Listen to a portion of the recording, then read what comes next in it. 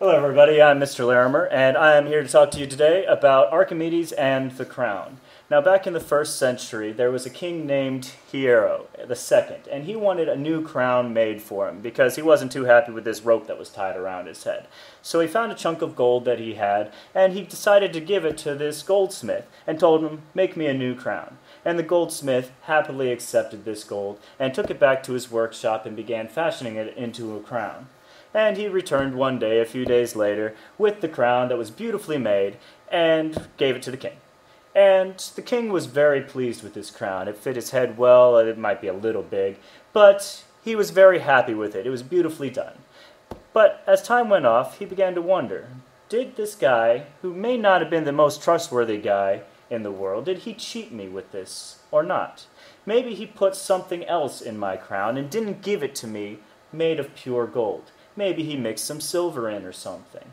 And so he called on a very well-known guy named Archimedes. And he was a philosopher, a scientist, a mathematician who was well known for solving these types of problems. And so he asked Archimedes, "Can you prove that my crown is made of pure gold? Or maybe did that goldsmith cheat me?" And Archimedes didn't know, and he said, "Let me think about it." And he went home to where he does his best thinking. He went home and got a couple jugs of water and filled up a bathtub and got in and just relaxed for a second. But when he got in, he noticed that the water began to spill out of his bathtub as he got down farther in. And that gave him an idea. A simple thing, but it gave him an idea. He said, "Eureka, Eureka," and he jumped out of the bathtub and ran all the way back to the king without even remembering to put on his clothes.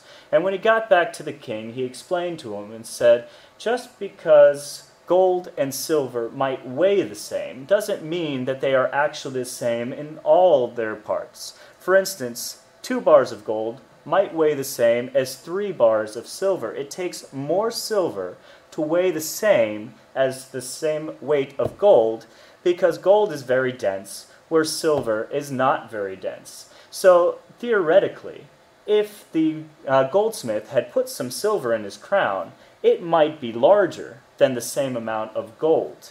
Just like a ton of feathers versus a ton of bricks. They both weigh the same, but since feathers are not very dense, and bricks are very dense, they don't look the same size. The bricks are much smaller than the same amount as feathers.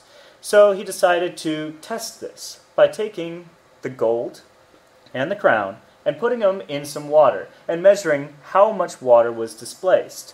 And you can see that a chunk of gold that weighed the same as the crown actually displaced less water than the crown did. And that told Archimedes that there is something else inside this crown, because if it had been the same, then we would know that the crown was pure gold. But since it's different, we know that there's something else, and the goldsmith cheated the king. And, well, let's just say it didn't end too well for the king.